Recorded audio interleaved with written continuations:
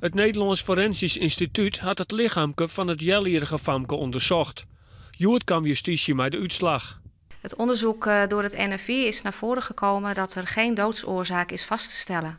En hoe kan dat dan? Wie er dan niks te zien? Nou, wij krijgen een uitgebreid rapport van de patholoog-anatoom die het lichaampje heeft onderzocht. Maar het gaat te ver en het is ook uit respect naar de nabestaanden dat wij daar verder niet inhoudelijk op ingaan. De poppenwaartsnijn die aantroffen onderwenning onderzinnen worden. Justitie houdt de mogelijkheid open dat het een ongeluk geweest had.